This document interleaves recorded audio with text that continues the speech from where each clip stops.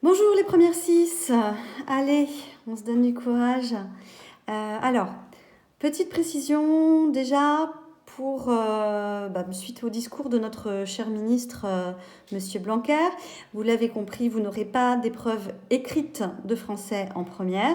Vous serez évalué sur le contrôle continu du premier, deuxième trimestre et les notes que vous aurez eues sur le troisième trimestre, puisque théoriquement, vous devriez avoir cours jusqu'au début juillet. Voilà. Donc voilà, les notes, il y aura des notes pour le troisième trimestre. Normalement, les notes qui ont été mises pendant le confinement ne compteront pas dans votre moyenne. Néanmoins, je dois être franche, il y en a quand même qui ont fait du bon travail et je trouverais ça injuste de pas valoriser d'une manière ou d'une autre le travail qu'ils ont fait.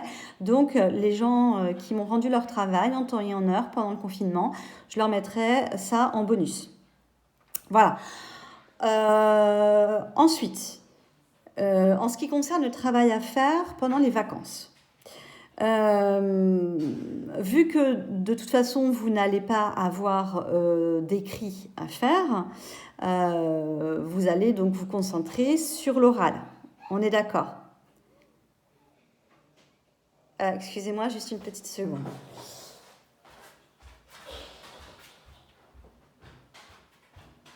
Quand je vous ai dit montez là-haut, vous montez là-haut, vous arrêtez de vous cacher parce que ça me gonfle. Vous sortez de là, vous allez monter là-haut. Je suis pas contente. Vous êtes punis pour tous les deux ce soir. Je vous demande de monter parce que je travaille.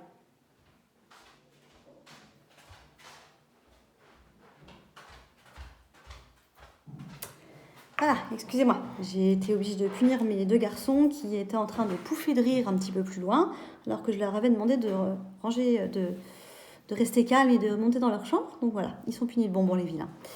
Donc, inutile de vous préoccuper du commentaire composé, de la dissertation, puisque de toute façon, vous ne l'aurez pas. Voilà. On va se concentrer, nous, sur l'oral. Donc, pour être bien au clair, vous vous souvenez, sur le premier objet d'étude, Baudelaire, on avait fait 3 textes de Baudelaire et 4 textes complémentaires. Donc, ça nous fait 7 textes. OK ? Ensuite, pour la deuxième œuvre, Beaumarchais, on avait fait 3 textes du mariage de Figaro, plus 2 textes complémentaires. 7 plus 5, 12. Oui, c'est bien. Bravo. Ensuite, pour Montaigne, parce que je n'ai pas lâché Montaigne. Vous comprenez bien que Montaigne, on l'a fait. Et je ne vais quand même pas mettre de côté tout le travail que j'ai fait et que vous avez suivi, et je vous en remercie, via les chaînes YouTube. On ne va pas avoir fait ça pour rien. Donc, sur Montaigne, on aura fait 3 lectures linéaires sur Descoches et des cannibales. Et on aura fait 2 textes complémentaires. 12 plus 5 égale 17. Donc, pour l'oral, pour le descriptif que moi je transmettrai aux collègues qui vous interrogeront, je mettrai ces 17 textes-là. D'accord ? Ces 17 textes, nous allons profiter, à partir du moment où nous allons rentrer, nous allons en profiter pour revoir ces 17 textes et chacun d'entre vous passera au minimum une fois à l'oral. C'est-à-dire que vous aurez tout le temps nécessaire, les 30 minutes de préparation nécessaires pour préparer un des textes, un de ces 17 textes. Et puis, à chaque fois, à chaque séance, eh bien, il y aura deux personnes qui seront interrogées dans le cadre de l'oral. Alors, je vous rappelle que ça, l'interrogation sur l'un des 17 textes, ce n'est que la première partie de l'épreuve. Qu'à ça, vous avez une épreuve, ça ajoute une question de grammaire. On fera donc des révisions de grammaire également. On abordera une leçon qu'on n'avait pas pu aborder, c'est la leçon sur la négation, parce que par contre, pour la grammaire, on a l'obligation d'avoir vu tous les points de grammaire.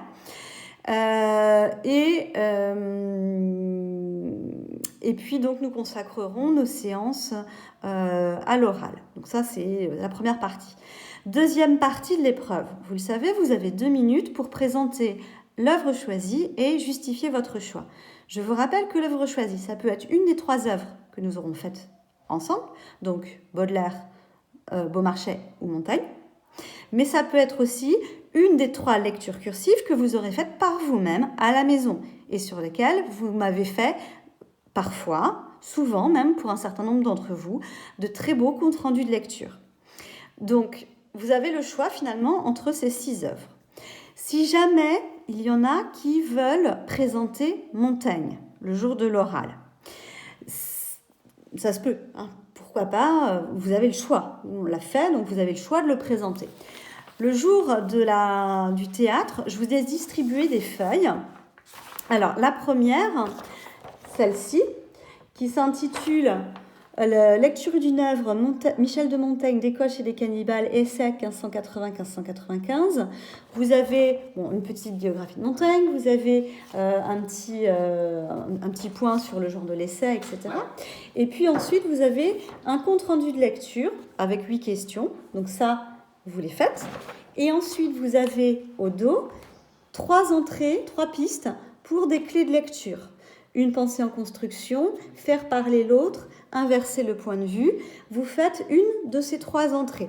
Tout ça dans le carnet de lecture, on est d'accord. Et toujours si vous choisissez Montaigne, je vous avais distribué aussi un dossier culturel qui faisait 2 feuilles recto-verso. Donc la première feuille recto-verso, la deuxième feuille recto-verso. D'accord ? C'était un dossier culturel qui s'intitule La découverte du Nouveau Monde et ça correspondait aux pages 234, 235, 236 et 237. Vous avez un certain nombre de documents sur ces pages. Donc au total, vous avez 7 documents et vous avez des questions. Donc, je vous demande peut-être pas de faire les 7 documents, mais essayez d'en faire 3 ou 4 avec les questions qui les accompagnent. Comme ça, vous serez bien armés. Si jamais vous décidez de présenter Montaigne pour la deuxième partie de l'épreuve, eh bien, vous serez bien armés pour pouvoir parler des coches, des cannibales, de la découverte du Nouveau Monde, etc., etc.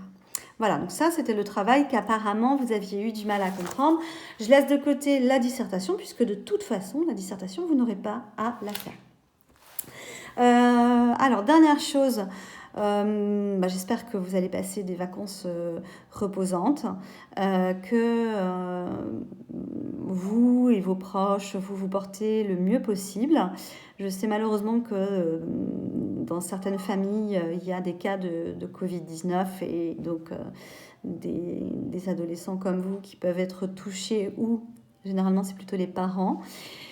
Donc j'espère que ce n'est pas votre cas, j'espère que vous allez au mieux, que vous prenez soin de vous, que vous prenez soin de vos parents, de vos grands-parents, de vos petits frères, de vos petites sœurs, etc. Que vous respectez les règles de confinement. Vous n'allez pas faire les kékés à vous retrouver à minuit dehors pour aller fumer je ne sais quoi, d'accord, hein, vous faites attention à vous. Je ne sais pas quand est-ce qu'on se retrouvera, d'accord. Ça, pour l'instant, le ministre a donné une date. Il est probable que ce sera une date plus tardive, sans doute, on va dire aux environs du 15 mai. A priori, nous, on en a discuté un petit peu avec Madame Jacquamont et Madame Robini ce midi. On pense qu'il restera un peu moins de 2 mois avant la fin des cours. Je vous rappelle que donc la fin des cours officiels est fixée au 4 juillet, que vous aurez cours jusque-là et que a priori les oraux, mais on doit encore avoir confirmation, auraient lieu la semaine suivante. Donc ne partez pas avant le 10 juillet. À quoi est-ce que je pense encore non, rien de spécial. Je sais que j'avais autre chose à vous dire, mais honnêtement, là, je ne me souviens plus. Je suis comme vous, je commence à saturer. Portez-vous bien. Si vous avez des questions, vous n'hésitez pas. Il y a toujours le groupe WhatsApp qui est actif. Donc, voilà, vous pouvez me poser vos questions. Ceux à qui manquera des feuilles et qui voudraient présenter Montaigne, surtout, vous n'hésitez pas à me le présenter. Le premier jour où nous nous retrouverons après le confinement, ceux qui auront voulu travailler sur Montaigne, n'hésitez pas à m'apporter votre carnet de lecture pour pouvoir avoir pour pouvoir éventuellement avoir un petit bonus, une petite note sur 20. Et puis voilà, je pense que j'ai répondu aux questions concernant les notes pour pendant le confinement. Donc voilà, je vous souhaite une bonne après-midi, une bonne soirée, un bon week-end, de bonnes vacances. Et j'espère vous retrouver au plus vite parce que sachez en tout cas que j'ai pris beaucoup de plaisir à travailler avec vous cette année. Et j'espère que c'est pas terminé. Voilà, au revoir.